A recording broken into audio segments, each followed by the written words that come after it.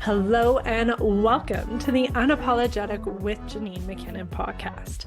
I'm your host Janine, manifesting maven, lunar ritualist, nature lover, sex magic expert, and empowering confidence and sexuality coach. If you'd like, you can think of me as your witchy bestie who calls you out on your self-deprecating cycles while encouraging you to align with your highest self. And I'm on a mission to help women return to the wisdom of their bodies and embrace their inner power. If you're a woo-woo woman craving more self-love, confidence, fulfillment, and passion in your life, you are in the right place. The Unapologetic with Janine McKinnon podcast is here to help women like you to thrive as your most radiant and happy self. Here you can find inspiration and tools taken from my one-on-one coaching sessions and group experiences to support you in your journey. We'll cover things like societal conditioning, inner child healing, pleasure practices, manifestation techniques, approachable rituals, and all around women's empowerment. My goal is to shift your perspective and give you actionable takeaways so you can walk away from these episodes feeling inspired to create a life that ignites your soul. Thank you so much for being here. I am so grateful that we're able to connect in this way, and I can't wait to dig into the contents of this episode with you. Without further ado, let's get into it. Do you know how every once in a while you come across a book that is so impactful that it just fuels you to tell as many people as you can about it? That has been my experience with The Queen's Code by Alison Armstrong. I read through this book so fast while fully absorbing as much of it as I could. And it really shifted my perspective in a few key ways and really impacted the way I've shown up in my relationship just through reading this book and having conversations with Matt, my husband. Like, he actually noticed the different shifts, and it's something that I continue to work on, and it has just been really helpful in our relationship and with the way I see men and masculine, feminine polarities. And so I really wanted to create this episode around the 5 ways the Queen's Code shifts your perspective, because like I said, it has just been so impactful, and I really want to share this message with as many people as I can. I've been talking about it nonstop with different women and even men in my circles, because I really do think that all women should read this book and have these conversations with their partners, with their men in their life. And what I will say before diving into the 5 key perspective shifts is that I will say a few of these have been different thoughts I've held prior to reading the Queen's Code, and some came straight through the Queen's Code. But all of them are very strong messages within the book, so I want to take the time to really visit each of them, because perhaps you haven't held those perspectives even though I have. So I just want to mention them here and really bring awareness to these 5 key ways of looking at your relationship and of communicating with men and relating to men and the masculine, because men are a huge part of our life, and we relate with them not only in our partnership, but if you have sons, and of course our fathers, our uncles, different co-workers and things like that. And I think it is so important that we really pay attention to what our differences are and lean into those, because our differences as men and women are really our strengths. And the more we can play to those, the more we're able to thrive and really work together and create harmony together. I do feel like a lot of feminism has done a huge disservice to women. And I will caveat and say, feminism, yes, we need equal rights. We need to be able to vote and hold bank accounts and have access to education opportunities and job opportunities and things like that. And feminism has done us a disservice when it comes to really pushing the mindset that women can do everything men can do and more, that we don't need men, we can take care of ourselves and do everything we need all on our own. And although those can be true and that we may be able to do those things, I personally believe that we as women do not thrive under those conditions, that we are different, and when we are able to allow men to do what they do best, it really gives us room to do what we do best, which is more of the connection and nurturing and our strong intuition and being able to create and bring beauty into spaces. And there's so much more than that. And I feel like I could go on and have a full episode just on those different things. And so I don't want to get too off track. I really do want to focus on the message of the Queen's Code for this conversation. And so the really big perspective shifts, I'll just quickly let you know what we will be getting into, but it is to stop comparing ourselves and men to the perfect woman.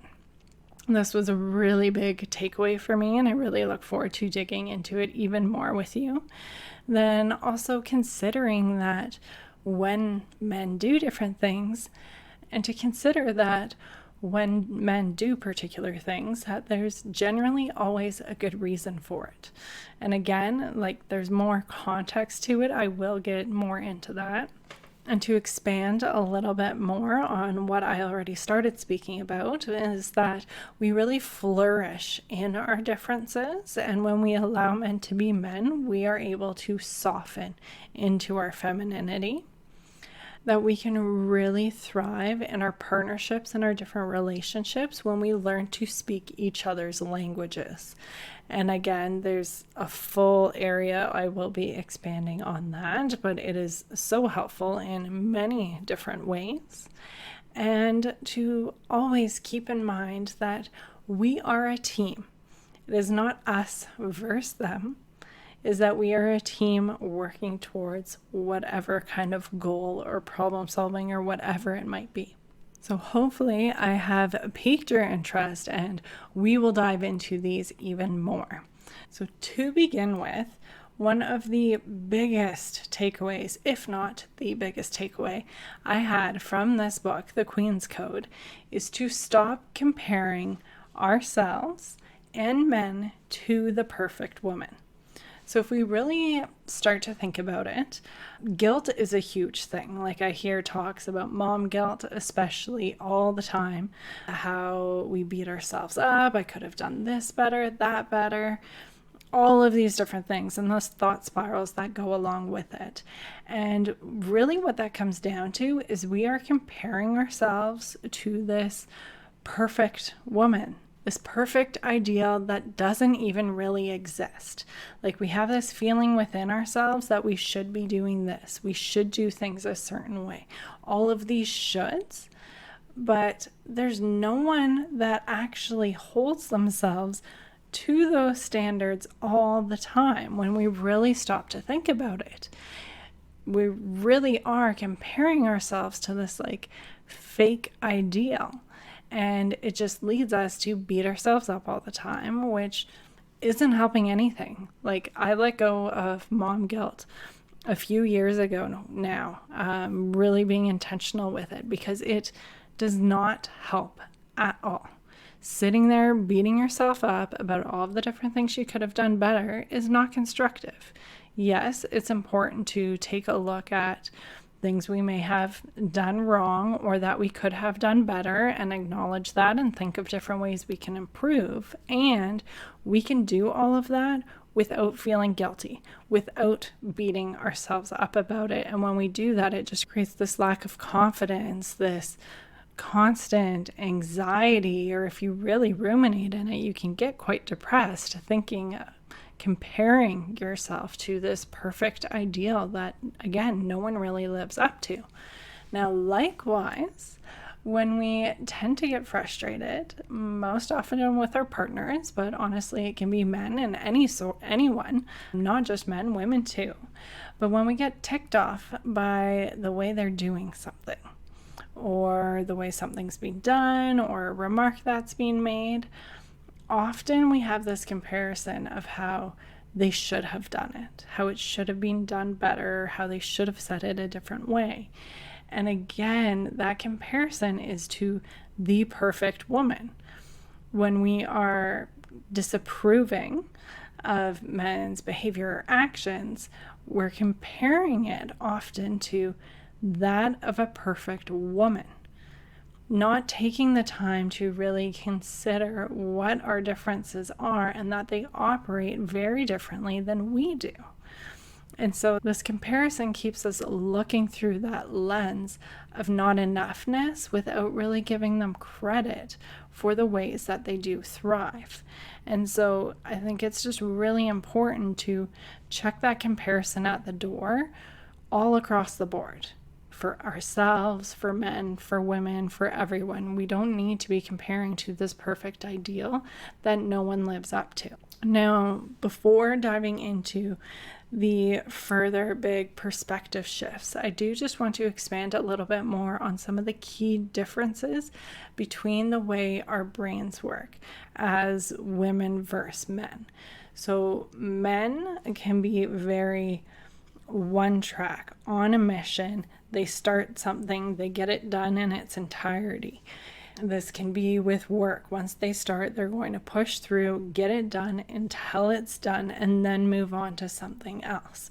If they are having a conversation with you, or playing a game, or watching a game, or whatever it might be, that takes their sole focus until it is done. And that's why, say they're watching something or playing something, and perhaps you come up and say something and get frustrated that you're not being heard or they're not taking things in.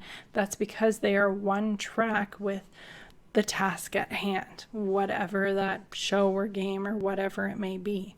And so that is also really helpful in getting things done, in being those producers and providers, which men very much so are, is they're able to stay so focused and to really see something to its full completion and think about that one thing in its entirety with all of the pluses and minuses and all the different ways that things can be done, and anticipating things that might happen in the future, and really having this full picture look, but really on this one particular thing. Now, where we differ is we have this very spread awareness on all the things, and I'm sure you can relate to this. So say we are doing laundry and we go to pick up the laundry to start a load. We notice, oh, there's laundry over in our kids' room. Start picking up our kids' room. Okay, maybe we notice some dirty dishes in there that we're going to take out. We go bring those downstairs. Oh, the dishwasher now needs to be unloaded and the garbage needs to be taken out. So we start doing that.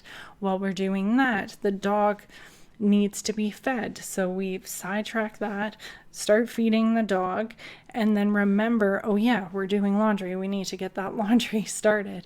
Go back to that, and we end up having all of these different things that we're doing along the way, whether or not we are fully finishing them. And it can be a lot more scattered. And although it can be not as efficient when it comes to men and how they're getting something done in one track, the way we are so scattered and observant of all of these different things around us and how we can emotionally relate to the space, really how a sock on the floor can be yelling at us. That's an example from the book. And how we just can be so hyper aware of all of these different things surrounding us, whether it's objects or chores that need to be done, or someone's emotional state, or the lighting, or the sound volume, or this or that, where other people don't seemingly notice these things. That is because of the way our brain works.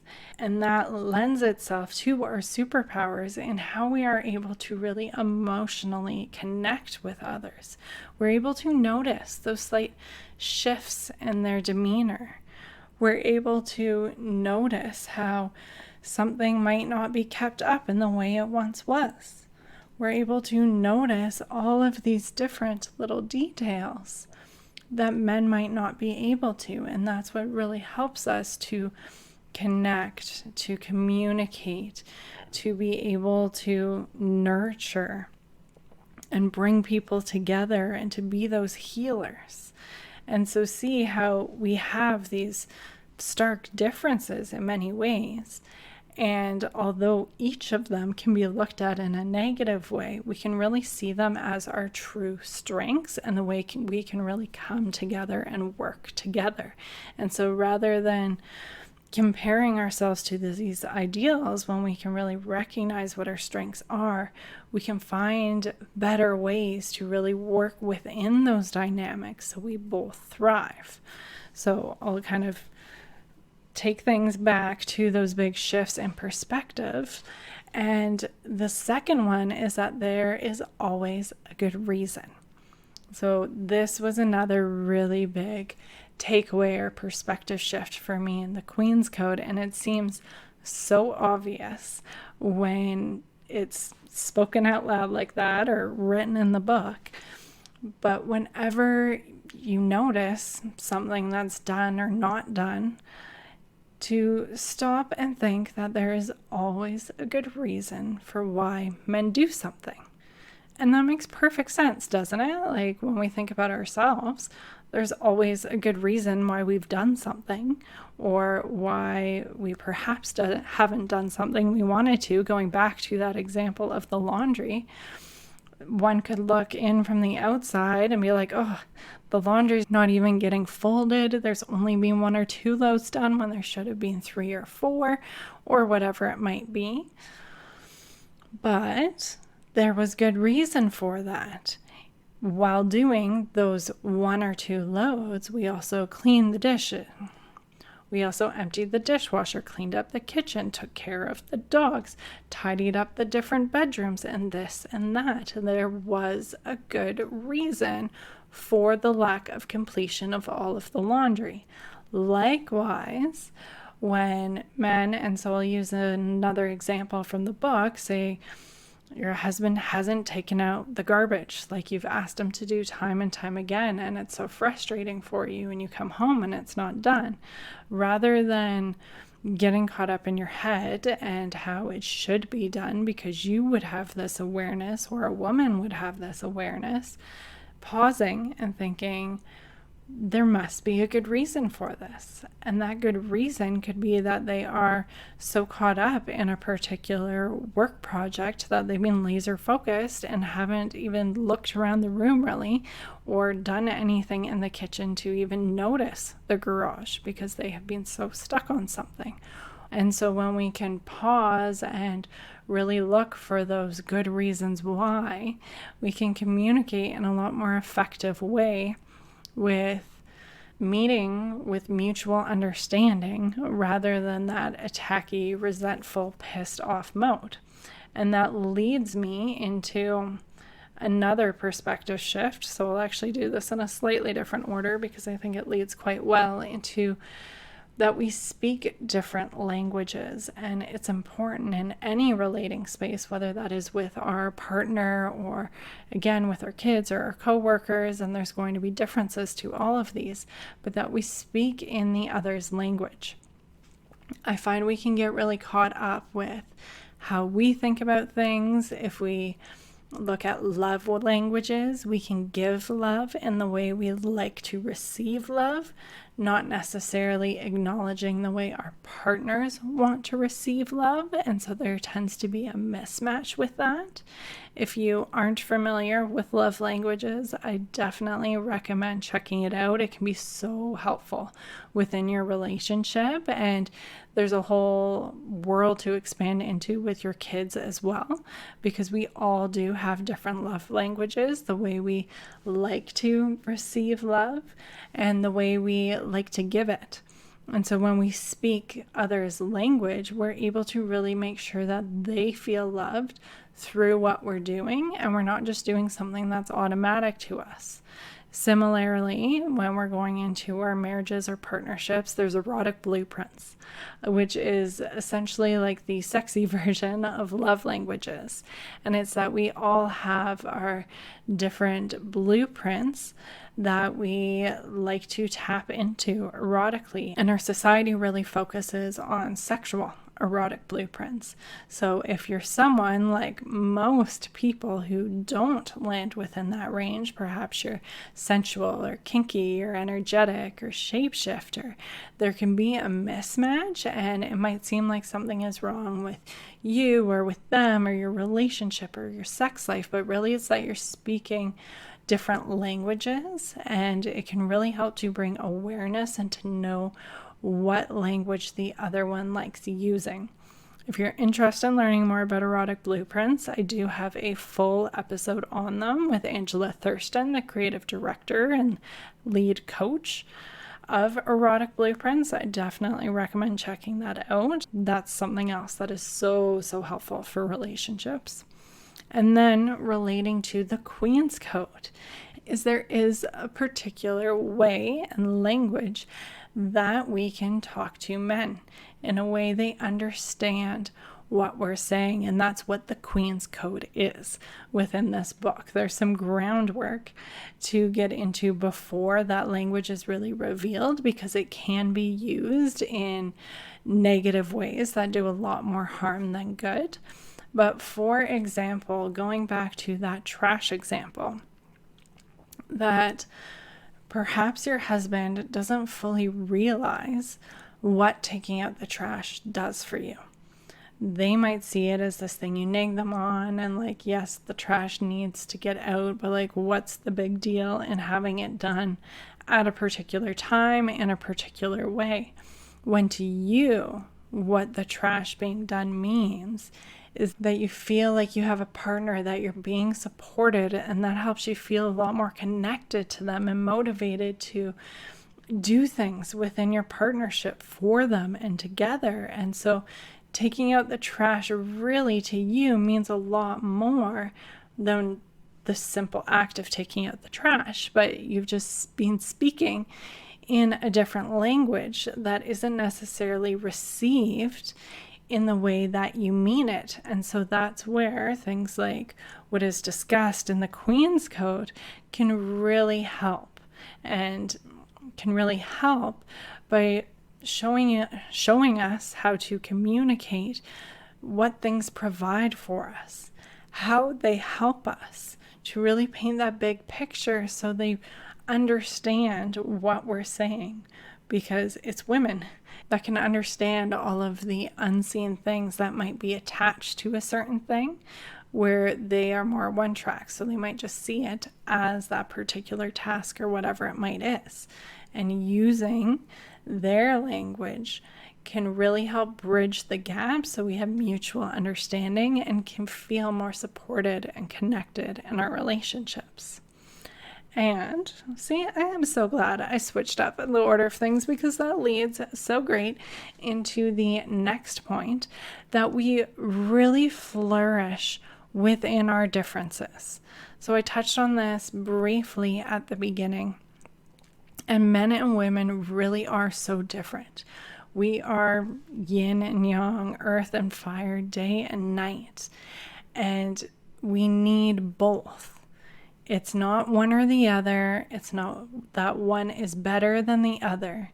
Both are equally important, and we need both to be able to thrive. And when we as women try to do everything a man can do and more, when we take on all of those masculine roles for ourselves, with the providing and the protecting, and really put on this harder masculine shell around our femininity that is doing and productive and protecting ourselves and this and that, we can't soften into our femininity and into our superpowers and be those intuitive, connected women who are so in tune with their emotions that they are able to learn from them and use them to create change within their life and within their family's life through that intuition, are able to notice all of those different subtle things and really guide our partners or our kids or ourselves more and more in alignment. And a big part of that requires us to be able to receive, because again, that is the feminine side, is receiving, being able to receive support, to receive love, to receive nourishment, to receive pleasure. That's what we need to be able to soften. We can't have our hard shells up, providing and protecting and doing all of these things for ourselves and carrying this big weight ourselves and be able to ease and soften and surrender. It just doesn't work. We need that masculine feminine polarity to really be able to soften into our feminine powers. And I do know that can be easier said than done in this day and age and the way our society is structured. And that's a huge part of what I help women with within my coaching containers, is being able to undo those decades of independent, boss babe, I can do it all myself mindset, and to be able to really look through those different layers and see what's underneath it, what that driving force of that really is, which is often comes from these places of protection, because we needed to protect ourselves from some sort of pain by doing these things, because other people would let us down. So we need to be able to do it ourselves because we didn't feel safe before. So we had to protect ourselves. And yes, those pieces were very important at different times of our life. And we get to a point where they begin to hold us back. And so we need to look at different ways to shift our reactions and bring more intention into them in this current version of ourselves. And so that takes healing these parts within ourselves, and it means healing how we relate to our different trigger points and men and things like that outside of ourselves. And again, this can be easier said than done when it comes to single women, single moms. And there are different ways we can play with these things. It doesn't just have to be from our romantic partners. We can receive help from our dads, from our male friends, from our friends' boyfriends. We can ask for our kids to, we can ask for our sons to support us and provide for us with helping bring the groceries in or checking around the house for odd noises and things like that. And that really gives them an opportunity to flourish within their masculinity, to be able to protect and provide and keep us safe, and to be able to give. And so that brings me, I think, to my last perspective shift. That is, it is a team effort. This is something that I have held on to within my relationship and has been so big for us within our marriage, is that it's not me versus him, or us versus them, or this or that. If you are arguing with your spouse from a place of trying to win, you're both losing. You are both on the same team trying to come to a resolution. And so this plays within our masculine-feminine relationships, whether that is within our marriage or with different men we relate with in different ways, is that we are a team. And we actually do ourselves a disservice as women when we cut men down. And so that is a protector piece that we have all learned, honestly, probably through generations and generations, where we keep ourselves safe by cutting men down. We take their power away through different comments and things we say, and it's such an automatic reaction. Again, it's something I think that has been within us for many different generations. It's very ingrained, and when we take men's power away through doing things like that, that's how they lose control and can lash out in different ways to regain control, to reassert control. So we actually put ourselves in more dangerous positions when we do that, in comparison to allowing them to be the powerful masculine counterparts. And when they really lead from that place and really step into that healthy masculine role, they look out for women. They want to keep us safe and protect us. And yes, there's going to be outliers. And when it comes to different abusive situations and things like that is a whole different conversation. I will just say, like, what I am speaking about within this episode and with this particular thing is just considering most men who have a good heart and want to do their best and show up for their family and their partners in the way that they know how. And we all do the best with what we have within the moment. And we only know what we know, right? And so through listening to this episode, receiving these different shifts in your perspective, perhaps reading through the Queen's Code and Alison Armstrong's other work, which I'm most certainly going to dive headfirst into all of her books and workshops at this point, because I just think there is so much to it. And as I've said, in myself making these different shifts in how I show up and how I relate to Matt, I've already noticed such a difference, and it has also transferred with how I relate with my son and speak to him and ask for help in certain ways, and I can really see him stepping up. Likewise, when I do slip up and cut either of them down in a certain way, because again, it is so automatic, it takes time to unlearn these things, I see it and I notice it in a completely different way than I did prior to reading this book. And again, that goes to our female superpowers and how we can be so in tune. And once we receive these perspective shifts, we notice it in a completely different way, and we have to do better. We want to do better. We can't see things in the same way. And so it's creating a new world in how we relate. And that really, again, comes down to that team effort in knowing that we are meant to thrive through our differences, through working together. So I will leave it at that. I feel like this episode got a little bit longer than I intended, but again, this book has just been such a game changer, and I highly recommend anyone to read it. I would love to hear your thoughts just on this conversation and these different perspective shifts.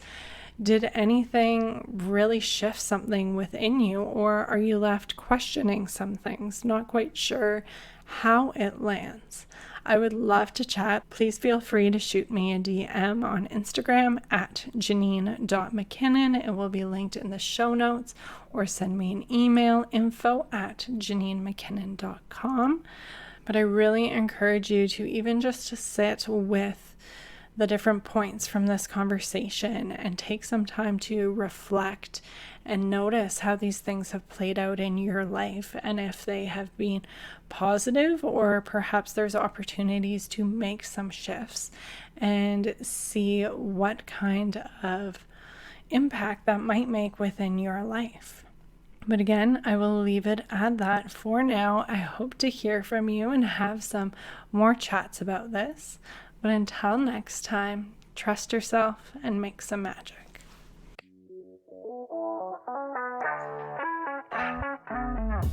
Thank you for joining us inside the Unapologetic with Janine McKinnon podcast. I hope you enjoyed today's episode. If you feel called, I would so appreciate it if you shared about this episode in your stories, or left us a review to help us reach more women on their unapologetic journey. As a thank you for your support, you'll be entered into our monthly draw for a free coaching session. Just tag at janine.mckinnon in your story shares, or leave the rating or review, screenshot it, and email to janine@unapologeticmotherhood.com to be entered. One lucky winner is selected every month for a focused coaching session to support you in working towards your current desires. Until next time, trust your inner wisdom and create some magic.